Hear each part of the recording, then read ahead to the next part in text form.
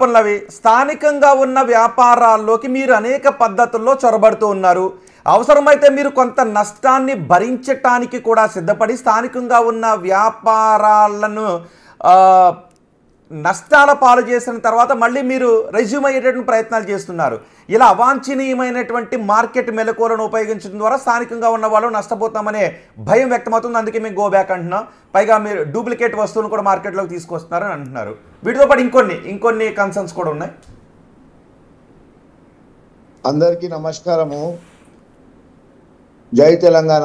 ఇప్పుడు తిరుపతి గారు చెప్పారన్నట్టు ఇప్పుడు ప్రజలు కన్ను మూసుకొని ఏ వస్తువు కొనరు.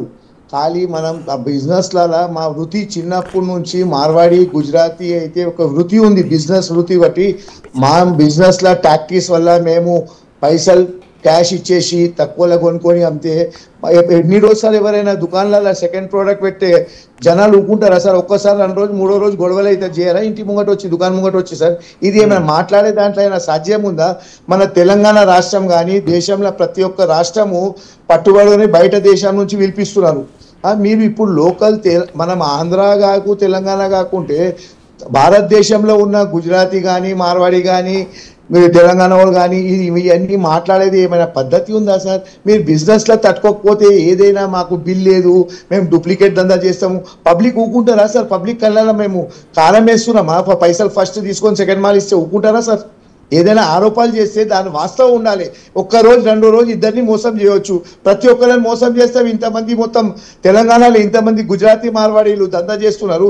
ఎంతమంది మీద ఫేస్బుక్ అయింది సార్?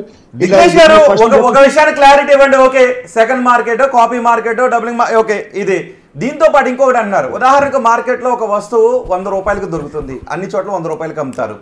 కానీ మీరు 90 రూపాయలకి ఇవ్వటానికి కూడా సిద్ధపడడం ద్వారా అక్కడ ఒక పోటీ మార్కెట్, అవాంఛనీయమైన పోటీ మార్కెట్ ఏర్పడి మిగిలిన వాళ్ళ అమ్మకాలు తగ్గిపోయి వాళ్ళు దుకాణాలు మూసేసుకునే పరిస్థితిని మీరు తీసుకుని వచ్చి మీరు లాభాన్ని పొందుతున్నారు. ఆ తర్వాత ఆ దుకాణాలన్నీ మూసివేత గురైన తర్వాత మళ్ళీ మీరు వాటి యథారేటుగా అమ్ముతుంటుంటారు. ఇలాంటి అవాంఛనీయమైన పోటీ మార్కెట్ను సృష్టిస్తున్నారనే భయం కూడా వర్తకల్లో ఉంది. నిజమా కాదా అన్న? ఒక మాట చెప్పేది, ఇప్పుడు మేము 100 రూపాయల వస్తువు 90 రూపాయలు ఎవరైనా బిజినెస్ చేసేటోళ్ళు, ఎవరైనా తెలివి ఉన్న ఎవరైనా పిచ్చోళ్ళు ఉంటే 100 రూపాయల సామాన్ 90 రూపాయలు తీసుకొచ్చి అమ్ముతారు సార్.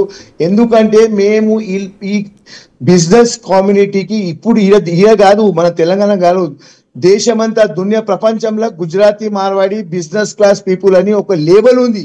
ఈ ఖాళీ తెలంగాణలో కానీ ఒక జాగాలో చెప్తే ఎవరు నమ్మేట పరిస్థితిలో లేరు. ఇప్పుడు మేము 90-100 రూపాయల సామాన్ కొనుక్కోవచ్చి 90 రూపాయలు అమ్మేది మాకు అవసరం ఏముంది సార్?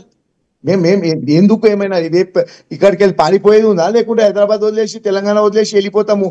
మేము 100 రూపాయల సామాను. దిగ్నేష్ గారు ఒక్క నిమిషం మీరు అందుబాటులో ఉండండి. దిగ్నేష్ గారు ఒక్క నిమిషం. శ్యామ్ మనకు అందుబాటులో ఉన్నారు. శ్యామ్ కూడా మార్వాడీస్ గో బ్యాక్ అంటున్నారు. శ్యామ్ చెప్పే కారణాలు కూడా రకరకాలుగా ఉన్నాయి. ఒకసారి శ్యామ్తో మాట్లాడదాం. శ్యామ్, ఎందుకు మార్వాడీస్ని మీరు గో బ్యాక్ అంటున్నారు? ఎందుకు మార్వాడీస్ తెలంగాణ నుంచి వెళ్ళిపోవాలి? సార్ నమస్కారం సార్. ప్యానల్లో ఉన్నటువంటి పెద్దవాళ్ళందరికీ నమస్కారం. ముందుగా జిగ్నేష్ గారు తెలంగాణ సమాజానికి మొత్తం క్షమాపణ చెప్పాలి సార్ మీ ఛానల్ వేదిక. ఎందుకనంటే ఆ సారు నిన్న వేరే డిబేట్ లో కూర్చొని మాట్లాడుతూ తెలంగాణ వాళ్ళు పొద్దున్నే లెగరు, తెలంగాణ వాళ్ళు తిని తాగుతారు అనేటువంటి వ్యాఖ్యలు చేశాడు ఆ సారు. ఈ పెద్ద ఎత్తున దుమారం లెక్తుంది. ఆ మాటల్ని వెనక్కి తీసుకొని క్షమాపణ చెప్పాలి సారు. అడగండి. తప్పకుండా మన శ్యామ్ గారు మీరు ఎంత చెప్తే సమాజం చెప్పేది అవసరం లేదు. నేను ఏది తప్పు మాట్లాడలేరు. దేశం అంతా మొత్తం వీడియో ఉంది, రికార్డింగ్ ఉంది. మన తెలంగాణ ప్రజలే వాయిస్ లో చెప్పినారు. జిగ్నేష్ జోషి గారు చెప్పిన మాట 100కి 100% వాస్తవము. మీరేదో శ్యామ్ గారు నాకు వచ్చి బెదిరిస్తే మీ క్షమాపణ చెప్పాలి, మీరు ముక్కు నొక్కాలంటే అట్లాంటి ఆలోచనలు మీరు తీసేయండి. ఇది జరిగే పని కాదు. నేను ఏం తప్పు మాట్లాడలేదు. నేను కూడా తెలంగాణలో పుట్టినా పెరిగినా. నేనేమంటున్నా, తెలంగాణ సంప్రదాయం వేరే తీరు ఉంటుంది, గుజరాత్ వేరే తీరు ఉంటుంది, మహారాష్ట్ర వేరే తీరు ఉంటుంది. మన దగ్గర ఎట్లా ఉంటుందంటే నాతో సహా వినండి, నాతో సహా తెలంగాణలో మనం రజాకార్ జమానా నుంచి మంచిగా తినాలి, తిరగాలి, మంచిగా ఉండాలి. భయ్ ఇలా కాకుండా రేపు పని చేసుకుంటావు. వేరే రాజ్యంలో అటువంటి ఉండదు. వాళ్ళు బిజినెస్ కష్టపడి పని చేస్తారు. నేనేమన్నా మీరు ఎన్ని మాటలు చెప్తే శ్యామ్ గారు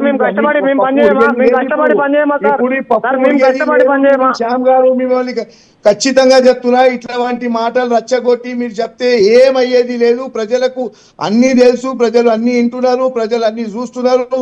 ప్రజలు వేరే ఛానళ్ళలో కూడా మీ గురించి కానీ మా గురించి కానీ ఏం చెప్తున్నారు అందరికీ తెలవాలి.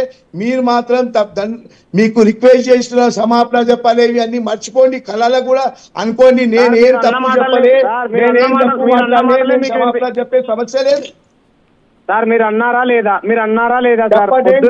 ఇప్పుడు కూడా మీరు టీవీ మళ్ళీ ఒక్కసారి ప్రశాంతంగా రాత్రి కూర్చొని శ్యామ్ గారు చూసుకోవచ్చు. నేను ఏమన్నాను పృథ్వీరాజ్ గారు ఎట్లా తీసుకోబోతున్నారు, దారిని తీసుకోబోతున్నారు సార్, మీరు తప్పు దారిని తీసుకోబోతున్నారు. ఓకే దిగ్నేష్ గారు, శ్యామ్ నేను మీతో మాట్లాడుతున్నాను. శ్యామ్ ఓకే దిగ్నేష్ ఏం మాట్లాడారు, దానికి ఆయన క్షమాపణ చెప్పాల్సిన అవసరం ఉందా లేదా అన్న దాని గురించి మనం మాట్లాడదాం. ఓకే, కానీ ప్రస్తుతం మనం ఎందుకు మార్వాడీలు తెలంగాణ నుంచి వెళ్ళిపోవాలి, హైదరాబాద్ నుంచి వెళ్ళిపోవాలని అంటూ ఉన్నారు, మీరు ఒకసారి వివరణిస్తారా? ఎందుకు మీరు ఆ ఉద్యమం చేస్తున్నారు? రైట్ సార్, మీకు మీ ఛానల్ వేదిక కూడా ప్రజలకు వాస్తవాలు తెలియాలి. మనుషులు ఎవరిని మేము వెళ్ళిపోమని అంటలేదు సార్. ప్రత్యేతరుడు వచ్చి ప్రాంతం వాడి మీద కొట్టి మూతి పళ్ళు రాలగొట్టి చెవు పొంటి అడుగుతానికి వచ్చినటువంటి ఒక ఆర్యకటికను, ఆపుతానికి వచ్చినటువంటి ఒక ముదిరాజును, ఒక పాలవృత్తి చేసుకున్నటువంటి ప్రాంతవాడిని ప్రాంతేతరుడు వచ్చి అవమానించి కొట్టి కులం పేరుతో బహిరంగ ప్రదేశంలో దుర్భాషలాడినప్పుడు అక్కడ ఉన్నటువంటి ప్రాంతం వాళ్ళు అంటే ఇప్పుడు పక్కన ఉన్నటువంటి ఆంధ్ర వాళ్ళ ఆధిపత్యాన్ని జీర్ణించుకోలేదు. ప్రాంతేతరుడు వచ్చి మా మీద జులుం చెలాయిస్తే ఎలా, ఎక్కడి వాడు, ఎందుకు కొట్టాడు, ఏ కారణం చేత అన్నది తెలుసుకున్నప్పుడు మరవాడికి సంబంధించినటువంటి ఎస్కే జ్యువెలరీస్ అనేటువంటి ఒక యాజమాన్యానికి సంబంధించినటువంటి వాళ్ళ అబ్బాయి కొట్టాడని అది తెరపైకి వచ్చినప్పుడు గో బ్యాక్ మార్వాడి, మా ప్రాంతంలో బతుక్కుంటూ మా ప్రాంతంలో వ్యాపారాలు చేసుకుంటూ మేము కొంటున్నటువంటి డబ్బులతో మీ ధనాన్ని కూడగట్టుకుంటూ మా మీద దాడులు చేస్తారా? ఎంతవరకు కరెక్ట్ అని దానం భిక్షం చేయలేదు సార్. వినండి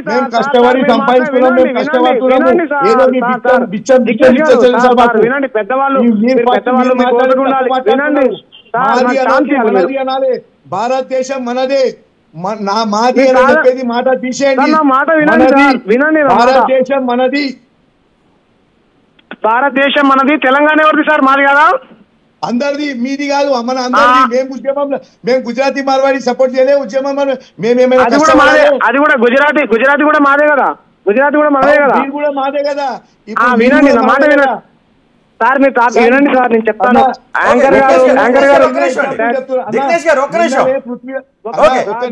వినండి సార్, పెద్దవాళ్ళు మీరు ఒక్కసారి శ్యామ్ కన్సర్న్స్ ఏంటో మనం చూద్దాం. ఓకే శ్యామ్ గారు. ఎస్ సార్, ఆ భావోద్వేగాల నుంచి ప్రాంతేతరుడు వచ్చి మా మీద జులుం చెలాయించినప్పుడు అక్కడి నుంచి నినాదం అనేది పుట్టుకొచ్చిందని అందరూ అనుకుంటున్నారు. రైట్ శ్యామ్ గారు, ఒక విషయం.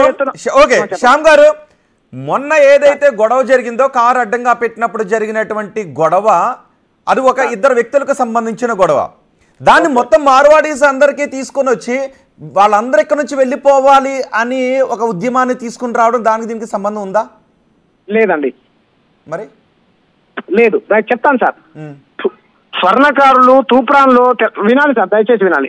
స్వర్ణకారులు తూప్రాన్లో కేసీఆర్ గారు తెలంగాణ ఉద్యమం మొదలు పెట్టేటప్పుడు ప్రాంతం వాడు కాకుండా ప్రాంతేతరుడు వచ్చి ఇక్కడ బంగారం పని చేసుకుంటూ ఇక్కడ ఉన్నటువంటి కుల వృత్తులు ఏవైతే ఉన్నాయో అవి మన విశ్వకర్మలు అంటారండి. పోతురు వీరబ్రహ్మ గారి వారసులు బంగారం పని చేసుకునే వాళ్ళు, బట్టలు వేసుకునే వాళ్ళు, వడ్డంగి పని చేసుకునే వాళ్ళు, ఉల్లిబాడిష పని చేసుకునేటువంటి వాళ్ళ ఉపాధి ధ్వంసమైపోతా ఉన్నాయి. రోజు రోజుకి కుల వృత్తులు చేసుకునేటువంటి కులాలు అంతరించిపోతా ఉన్నాయి. వాళ్ళు ఏ ఉద్యోగ ఉపాధి అవకాశాలు పొందలేకపోతా ఉన్నారు. ప్రాంతం వాడు వచ్చి ఇక్కడ వ్యాపారాలు చేసుకుంటా ఉన్నాడు. ఇక్కడ ఉన్నటువంటి కొన్ని రాజకీయ పార్టీలు వాళ్ళకి అండగా నిలబడతా ఉన్నాయి. ఇక్కడ ఉన్నటువంటి ప్రజలు వాళ్ళ దగ్గర కొన్ని ధనాన్ని కూడగట్టుకున్న తర్వాత వాళ్ళకు ఫండ్ చేస్తా ఉన్నారు అనేటువంటి ఏ రాష్ట్రం వాళ్ళు ఆ రాష్ట్రంలోనే ఉండాలి, వేరే ఒక రాష్ట్రం వాళ్ళు ఇంకొక రాష్ట్రానికి వెళ్ళి చేసుకోకూడదు. ఇప్పుడు తెలంగాణ ఉద్యమం ఏర్పడింది, నిధులు నీళ్లు నియామకాలు, అక్కడ ఉన్నటువంటి పాలకులు మరీ ఎక్కువగా అక్కడ ఉన్నటువంటి పాలకులు చేస్తున్నటువంటి అన్యాయాన్ని వ్యతిరేకిస్తూ ఉద్యమాన్ని తీసుకొచ్చాం, తెలంగాణను సాధించాం. మళ్ళీ ఆ తర్వాత ఉపాధి అవకాశాలను కొట్టేస్తున్నారు అంటూ మార్వాడీలపై ఆపాదించడం కరెక్టేనా అని చాలా మంది అంటూ ఉన్నారు. కరెక్ట్ కాదండి, కానీ 20 మంది స్వర్ణకారులు ఈ 10 ఏళ్ల కాలంలో ఆత్మహత్యలు చేసుకున్నారని స్వర్ణకారు సంఘాల దగ్గర ఆధారాలు ఉన్నాయి. నెంబర్ 1 వినండి, పంచవృత్తులు నాటి చేనేత చేజారిపోతున్నది, నేడు సిరిసిల్ల ఉరిసిల్ల అవుతున్నది, బతుకమ్మను బతకలేనమ్మను తెలంగాణమ్మను బువ్వ లేనమ్మను అని బువ్వ చేత పట్టుకొని పొట్ట చేత పట్టుకొని బతుకు తెరువు కోసం నా రాష్ట్రంలో ఉన్నటువంటి ప్రజలకు ఉపాధి లేక పక్క రాష్ట్రం వెళ్ళిపోతా ఉంటే మన ఊరిని మనం బాగు చేసుకోవాలి, మన ఊర్లో ఉన్నటువంటి వృత్తులు బతకాలి. ఒకవేళ నిజంగా వినాలి సార్, మన ఊర్లో ఉన్నటువంటి కుల వృత్తులు చేసుకున్నటువంటి వాళ్ళు ఆత్మహత్యలు చేసుకుని వలస నేనంటే ఒక విషయం శ్యామ్ గారు, ఒక విషయం, ఇప్పుడు మార్వాడి వచ్చి ఇక్కడ బిజినెస్ చేసుకుంటే ఎందుకు మార్వాడి షాపుల్ని స్థానికులు ఆదరిస్తున్నారు, అదే షాపుని ఇంకొకరు పెట్టుకున్నారు, జనాలు ఇష్టం ఎక్కడ కొనుక్కుంటారు అనేది.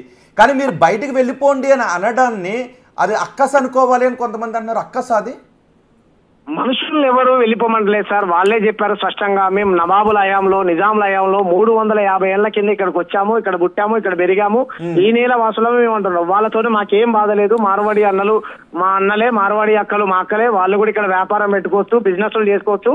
మీరు వ్యాపారం పెట్టుకున్నా బిజినెస్లు పెట్టుకున్నా 2014 తర్వాత ఈ వలసలు గ్రామాలలో కూడా విస్తరించాయి. గ్రామాలలో ఉన్నటువంటి ఉన్నాయి కదా, అది కాదు, మీరు ఒక ఖచ్చితమైన కారణాన్ని చెప్పగలుగుతారా? మార్వాడీస్ వచ్చి ఇక్కడ పనిచేయడం ద్వారా ఉపాధి కోల్పోతోంది అని ఏ కారణంతో మీరు చెప్తారు? అంటే భారతదేశంలో మిగిలిన వాళ్ళు ఎక్కడికి కూడా వెళ్ళి ఒక రాష్ట్రం వాళ్ళు ఇంకొక రాష్ట్రానికి వెళ్ళి వ్యాపారాలు చేసుకోకూడదా? ఒక రాష్ట్రం వాళ్ళు ఇంకొక రాష్ట్రానికి ఉద్యోగాలు చేసుకోకూడదా? అలా అనుకుంటే హైదరాబాద్ నుంచి, తెలంగాణ నుంచి, బెంగళూరులో సాఫ్ట్వేర్ ఉద్యోగాలు చేస్తున్నారు. రేపొద్దున మీరు అందరూ అక్కడ నుంచి వెళ్ళిపోండి అంటే లేదు, ఇక్కడ తెలంగాణ నుంచి చెన్నైకి వెళ్ళి వ్యాపారాలు చేస్తున్న వాళ్ళు ఉన్నారు, ఆంధ్రప్రదేశ్ నుంచి మహారాష్ట్రకు వెళ్ళి వ్యాపారాలు చేస్తున్న వాళ్ళు ఉన్నారు. మీరు ఎక్కడికెక్కడికి వెళ్ళిపోనంటే దేశం ముక్కలైపోదా?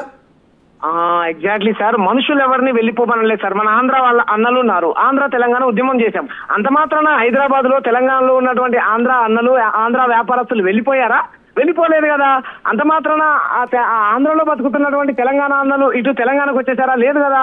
వీళ్ళు తప్పుగా అర్థం చేసుకుంటున్నారు. అప్పుడు కూడా మేము ఏం ప్రతిపాదన పెట్టామంటే, ఆంధ్ర వ్యాపారస్తులు లగడపాటి లాంటి వాళ్ళు, టీజీ వెంకటేష్ లాంటి వాళ్ళు ఈ కంపెనీలలో మా ప్రాంతం బిడ్డలకు ఎంతమందికి ఉద్యోగ ఉపాధి అవకాశాలు ఇచ్చారు, ఈ నేల మాది, ఈ నీరు మాది, ఇక్కడ బ్యాంకులలో నుంచి మీకు రుణాలు ఇస్తా ఉన్నాం, మా ప్రాంత బిడ్డలకు 80% ఉద్యోగ ఉపాధి అవకాశాలు కల్పించండి అని ప్రజాస్వామ్య పద్ధతిలో మేము ప్రభుత్వంతో పోరాటం చేస్తున్నాం.